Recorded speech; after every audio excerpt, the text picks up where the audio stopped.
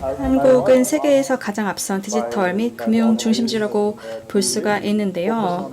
오늘의 주제는 제가 세 가지 내용으로 말씀을 드리려고 합니다. 앞으로 20분 동안 간단하게 말씀을 드리려고 하는데요. 또 제 발표 후에 마이클 케이시님께서 또 더 좋은 발표를 해주실 거라고 생각을 하고 그에 준비하는 제가 세 가지를 말씀을 드리려고 합니다. 어떻게 스테이블 코인이 글로벌 결제 시스템, 그 다음에 국경 간 자본 흐름을 어떻게 재판하고 있는지 말씀을 드리고, 그 다음에 정책 위반자나 금융기관은 어떠한 대응을 해야 되는지, 그리고 한국 같은 국가들이 비기축 통화를 가지고 있는 상황에서 이러한 전환을 어떻게 헤쳐나갈지 말씀을 드리려고 합니다. 이러한 질문들에 대해서 한국이 잘 생각을 해봐야 된다고 생각을 합니다.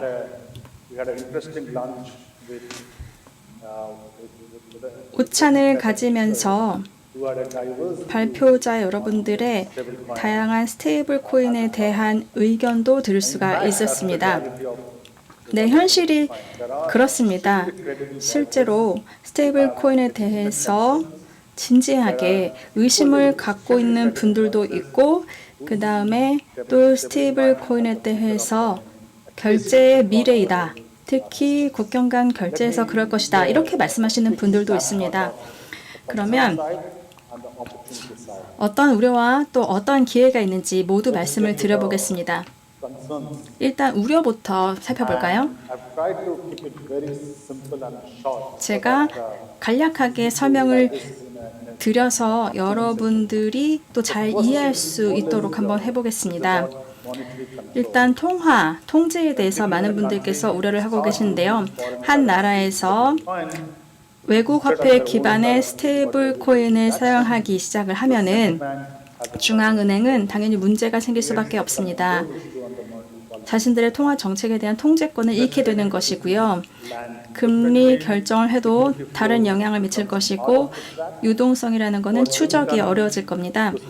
그리고 국내에서는 이 화폐를 많이 사용하지만 그 화폐가 해외에서 많이 사용되지 않는 그러한 나라에서는 이러한 변화가 상당히 조용히 일어납니다. 그래서 중앙당국에서 통화를 제대로 관리할 수 없게 된다는 우려를 하고 있습니다. 두 번째는 스트레스 상황에서는 어떤 일이 일어나는가인데요. 스테이블 코인은 머니마켓 펀드와 상당히 유사합니다. 아주 똑같지는 않지만 유사합니다. 시장 위기가 있을 때, 신뢰 이슈가 발생할 때, 물론 뱅크런이 발생할 수 있지요. 그리고 스테이블 코인을 동시에 환매를 하려고 하면은 당연히, 그런데 그것을 준비금을 청산하는데 여러 시간이 걸린다면 문제가 생기겠죠. 그런데 스테이블 코인 같은 경우에 국채에 의해서 뒷받침을 한다라면은 지금 JPYC도 그렇지만 훨씬 더 나은 실적을 보여왔습니다.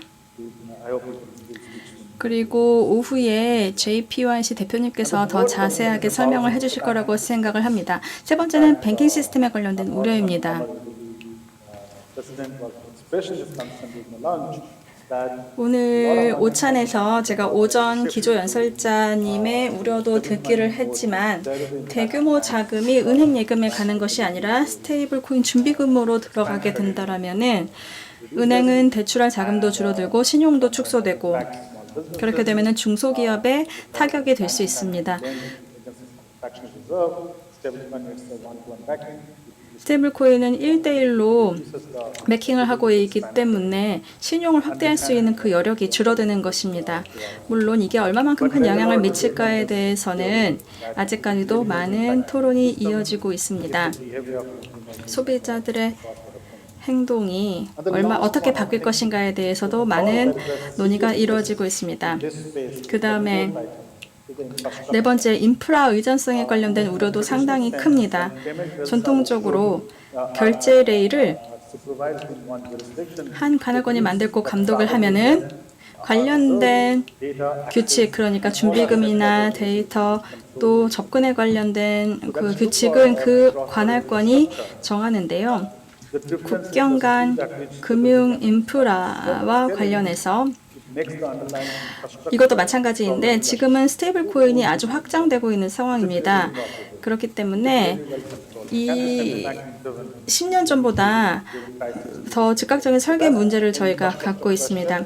그래서 금융 아키텍처의 장기적인 형태에 대해서 고민을 하고 있는 나라라고 한다면은 이것을 신중하게 따져봐야 합니다.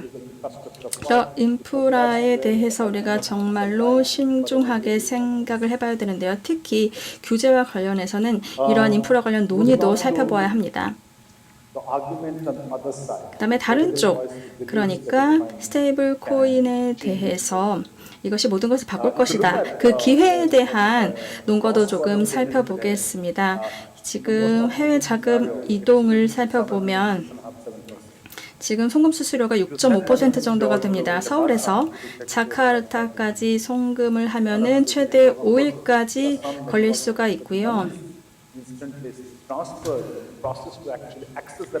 실제로 송금 자체는 즉시 이루어지지만 그 송금이 된 자금에 접근할 수 있기까지 최대 5일이 걸리는 것이거든요. 물론 스테이블 코인을 통해서 그 수수료가 일부에서는 2%까지 낮아졌고 특히 마진이 낮은 사업체에게 이 6.5%의 수수료를 2%까지 낮추는 것은 정말로 큰 겁니다. 스위프트 비용도 저희가 줄일 수가 있는데 그리고 그 스위프트 비용 같은 것은 줄일 수가 있지만 이 자금에 접근하는 날짜를 줄이는 것, 그 다음에 스테이블 코인의 프로그래머빌리티에 대한 이점이 상당히 많이 있습니다. 기존의 결제 시스템은 A에서 B로 돈을 이동을 시키는데 스테이블 코인 같은 경우에는 결제와 함께 거기다가 여러 가지 조건을 붙일 수가 있습니다. 그러면서 실제로 거래 비용이 줄어들고 국경 간 이런 자금 이동의 리스크를 줄일 수가 있습니다. 그다음에 뱅크런의 위험에 대해서도 이것이 관리 가능하다고 보는 시각이 있는데요.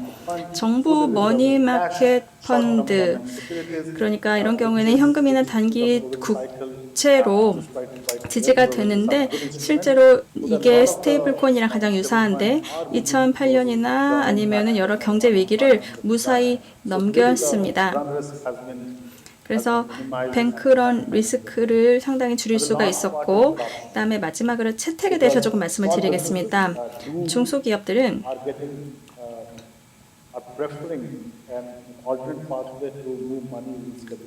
스테이블 코인 등으로 자금 이체하는 것을 선호하고 있습니다.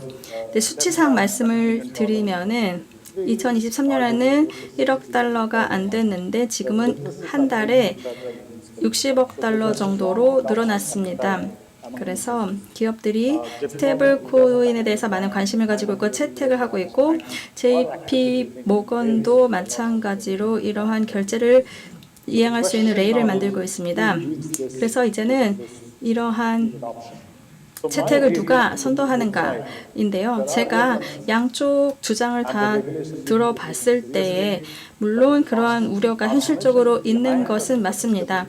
그런데 우리가 이 스테이블 코인에 대한 특히 그 채택에 대한 규제를 만들 때에도 얼마나 많이 채택이 되고 있는지 그 현실을 잘 받아들여야 된다고 생각을 하는데요. 이 슬라이드를 보시면 아시겠지만 지난 몇 년 동안 정말로 많은 규모의 돈이 스테이블 코인으로 움직였습니다. 기록적인 수준을 기록을 했는데요. 2024년에 보면은 거의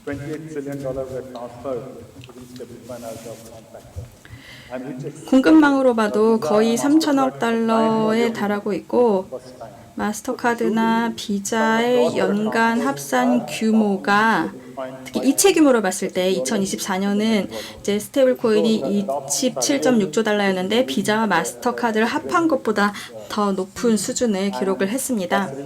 그렇기 때문에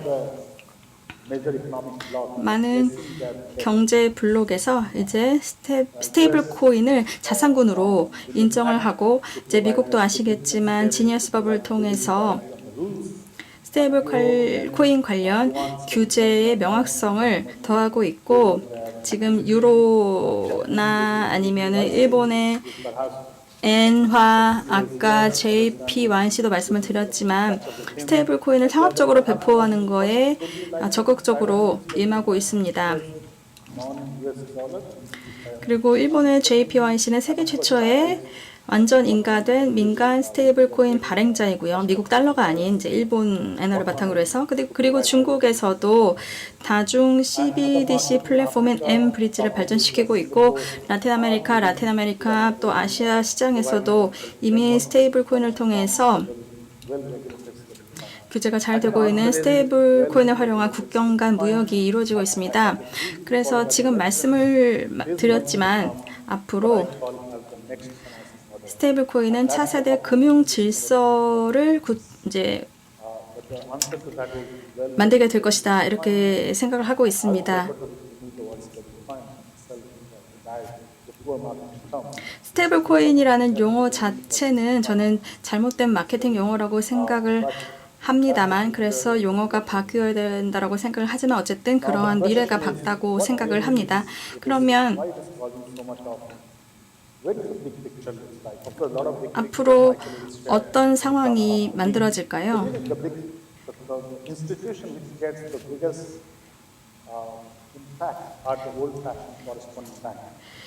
기존의 환거래은행에서 정말로 많은 변화가 있을 거라고 생각을 합니다. 환거래은행 네트워크를 사용을 하면은 기업 간 결제가 2일에서 5일까지 걸릴 수가 있고요. G20 국가들에서의 송금 비용도 2025년 1분기에 6.79%로 더 높게 나왔습니다. 지금 여러 가지 송금 비용을 보면은 은행이 가장 높고요. 그렇기 때문에 전반적으로 봤을 때 기존의 환거래 은행 모델은 더 이상 유효하지 않다 이렇게 볼 수가 있습니다. 우리는 즉각적인 결제 정산이 필요하고 또 빠른 속도로 또 비용을 줄이면서 송금을 할 수 있는 시스템이 필요합니다. 스테이블 코인은 속도도 빠르고 또 최종성도 갖고 있습니다. 그래서 온체인상에서 이체를 하면은 연중 무휴로 몇 초 안에 정산을 할 수가 있습니다. 그래서 한국 제조업체가 예를 들어서 베트남에 있는 어떤 업체에다가 결제를 해야 된다. 그래서 며칠에 걸렸던 송금이 몇 분 만에 진행이 될 수가 있습니다. 그러니까 운전자본을 관리하는 데 더 효율적이고요. 또 스테이블 코인 레일을 활용했을 때에 비용을 많이 줄일 수가 있습니다. 그리고 스테이블 코인에서 정말로 중요한 것은 프로그래머빌리티입니다. 저는 실제로 교재 당국에서도 이러한 경험이 있고 지금 자문기관에서 CEO로 일을 하면서 이것이 바로 또 돈을 커스터마이제이션하고 프로그래밍 할 수 있다는 것, 모든 프로세스를 효율적으로 만들 수 있다는 것이 스테이블 코인의 가장 큰 장점이 아닌가 이렇게 생각을 합니다.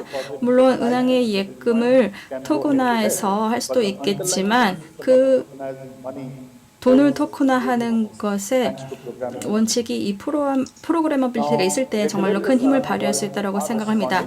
이제 규제적인 대응도 나오고 있습니다. 미국에서 지니스법이 만들어지면서 달러 기반의 스테이블 코인에 대해서 프레임워크를 만들고 이제 준비금이라던가 감독, 소비자 보호, KYC 이런 관련 내용이 들어갔죠. 그리고 지금 현재 전체 스테이블 코인 공급의 99% 정도가 달러 기반이기 때문에 미국의 프레임워크가 업계에 일종의 참고 기준이 될 거라고 생각을 하고 다른 규제 당국에서도 비슷한 프레임워크를 만들 것이다. 특히 이제 유럽에서 큐발리스 컨소시엄이 만들어졌고 그다음에 중국에서도 또 일본의 JPYC도 만들어진 것처럼 지금 스테이블 코인을 사용하기 위해서 이러한 규제 프레임워크를 만들었습니다. 이러한 여러 가지 다양한 변화를 종합적으로 보면은 여기서 중요한 것은 매우 다양한, 그러니까 여러 가지 통화가 선택 가능한 것이고 상호 운용 가능하면서 규제가 잘 마련된 스테이블 코인 생태계가 만들어지고 있는 것입니다. 그러니까 여러 국가들이 자국에 맞는 프레임워크를 구축을 해서 강력한 글로벌 시스템에 기여하는 그러한 시스템이 만들어지는 것이죠. 그러면 왜 한국이 스테이블 코인에 관심을 가져야 하는지 말씀을 드리겠습니다. 한국이 무엇을 해야 하는지 말씀드리기 전에 제가 한국에 조금 편견이 있습니다. 제가 봤을 때 한국이 성공할 수 있는 가능성이 가장 많이 있다고 생각을 하거든요. 원화는 잘 관리가 되는 강한 통화라고 생각을 하고 그렇기 때문에 국경 간 프로그래머블 결제에서 큰 역할을 할 수 있다. 저는 그렇게 생각을 합니다. 지금도 수출 중심의 경제로서 1인당 GDP도 상당히 높고 지금 수출은 전 세계 6번째로 많이 하고 있습니다. 그래서 수출 다음에 송금이 많이 이루어지니까 아마도 한국에서 스테이블 코인이 특히 결제로서 도입이 된다면 정말로 좋은 역할을 할 수 있다고 생각을 합니다. 한국은행에서 물론 우려도 가지고 있을 것이고 그렇기 때문에 리스크를 검토를 해서 신중하게 움직일 것이라고 생각을 하겠지만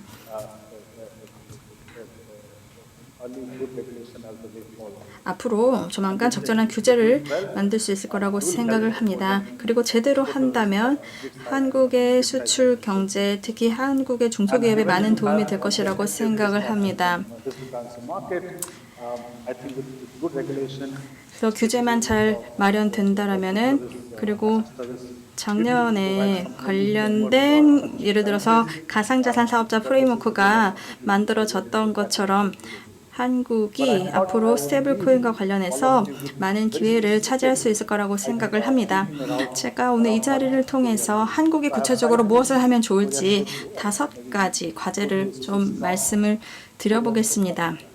여러분들도 한번 고려를 해 주셨으면 좋겠습니다. 첫 번째는 명확한 규칙을 만들라는 것입니다. 지금 시장이 정말로 빠르게 움직이고 있습니다. 그렇기 때문에 한국이 잘 규제를 만들어서 그 속도를 설정할 필요가 있는데요. 준비금이나 인허가, AML, 환매권, 상호 운용성에 대해서 명확하게 규칙을 만들어준다라면은 스테이블 코인 발행자들이 한국을 선호할 거라고 생각을 하고요. 지인스법이나 미카 그리고 일본의 프레임워크를 또 참고를 하셨으면 좋겠고 아주 결단력 있게 잘 규제를 만들 수 있는 역량을 갖추고 있다고 생각을 합니다. 그 다음에 최소한 한국에서는 원화 스테이블 코인을 실험이라도 했으면 좋겠습니다. 물론 은행이 발행하는 것이 될 수도 있고 중앙은행이 지원하는 것, 뭐 공공민간의 혼합형 여러 가지 다양한 방식이 있겠지만 이것에 대해서 진지하게 검토를 해야 되고 만약에 한국 원화 스테이블 코인이 만들어지게 되면은 한국의 수출 기업 그리고 금융기관이 이 원화 기반의 프로그래블 머니로 국제 거래를 정산할 수 있는 옵션을 가져야 된다고 생각을 합니다. 그렇게 되면은 한국의 통화나 아니면 금융 혁신의 범위를 글로벌 무역의 다음 시대로 확장할 수 있다고 생각을 합니다. 일본이나 유럽은 자신들만의 스테이블 코인을 만들고 있기 때문에 한국도 자신들의 경제에 맞는 그러한 스테이블 코인을 만들 수 있다고 생각합니다. 다음 세 번째, 스테이블 코인 시대에서 정말로 중요한 기관은 발행, 수탁, 프로그래머블 정산 인프라에서 선도하는 기관들이 될 것입니다. 한국은 이러한 레이어에서 선도할 수 있는 뭐 재무라던가 기술, 그다음에 규제 관계를 갖추고 있고요. 이것은 정말로 전략적인 기회라고 생각을 하고 한국 은행들이 앞으로 인프라의 리더로서 역할을 할 수 있을 거라고 생각을 합니다. 그 네트워크에서 돈이 움직이는 인프라에서 많은 기회가 있을 거라고 생각을 하고 그 다음에 스테이블 코인을 한국의 수출 무역 금융하고 연결을 해야 되는데요. 무역 금융의 미래는 프로그래머블 한 그러한 스테이블 코인이 있다라고 생각을 합니다. 그래서 결제 자동화된 공급망 금융, 실시간 정산, 그리고 결제나 무역 대금 지급의 즉각적인 정산이 가능하게 하는 것이죠. 이러한 기능을 우리가 채택할 수 있다면 한국 기업들이 글로벌 시장에서 많은 우위를 얻을 수 있을 거라고 생각하고요. 한국이 동남아에 많이 진출해 있는 상황에서 지금 스테이블 코인을 동남아 지역에서 결제 수단으로 또 많이 도입을 하고 있습니다. 그다음에 마지막으로 아직 아키텍처가 만들어지고 있는 상황에서 한국은 국제 표준 설정에 참여를 해야 됩니다. BIS, FSB, IOSCO 뿐만 아니라 미국, EU, 그 다음에 일본과의 양자회담에서 한국은 기여할 수 있다고 생각을 합니다. 한국은 지금까지 많은 관련된 표준 설정에 참여한 경험이 있습니다. 그리고 이렇게 일찍 참여하는 나라들이 같이 표준을 형성하는 데 큰 도움을 줄 수가 있습니다. 그래서 이러한 제안을 한국에서 잘 살펴봐 주셨으면 좋겠고 한국은 사실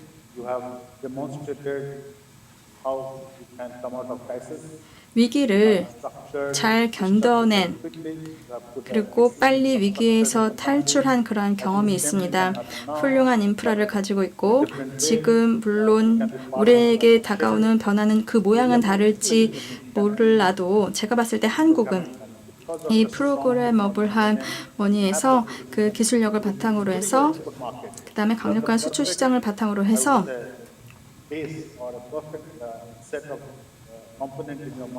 앞으로 시장에서 프로그래머블 머니의 리더가 될 수 있는 완벽한 조건을 가지고 있다고 생각을 합니다.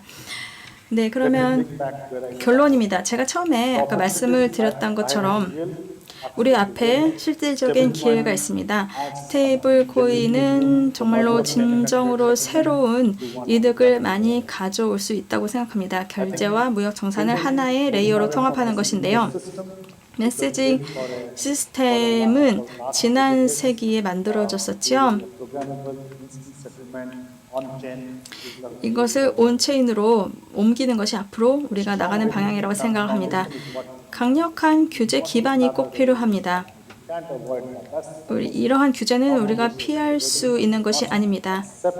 규제 당국에서는 받아들이고 이것이 가능하도록 지원을 해야 됩니다. 준비금이라던가 소비자 보호라는 건 꼭 필요한 것입니다. 한국은 강력한 규제 기반을 가지고 있고 그렇기 때문에 스테이블 코인을 활용한 결제 기반을 성장시키고 또 안정화시킬 수 있다고 생각을 합니다. 스테이블 코인은 완벽한 솔루션이 아니라 우리가 그 움직이는 돈을 프로그래밍으로 만들면서 여러 가지 문제를 해결할 수 있는 한 가지 방법이라고 생각을 합니다.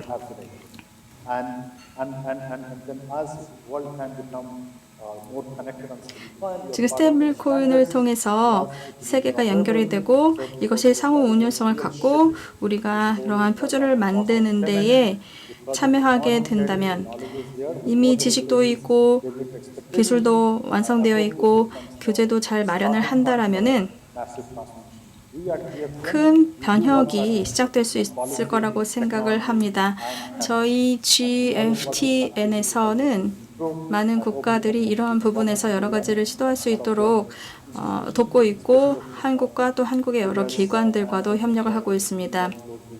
저희의 핀테크 협력이 또 한국에서도 상당히 많이 이루어지고 있고 그래서 이런 포럼뿐만 아니라 다른 기회를 통해서도 이러한 협의에 대한 논의가 이루어졌으면 좋겠습니다. 그러면 제가 말씀드릴 내용은 여기서 마무리를 하고요. 앞으로 뒤에 이어질 마이클 케이시님의 발표도 많은 기대 부탁드리겠습니다. 감사합니다.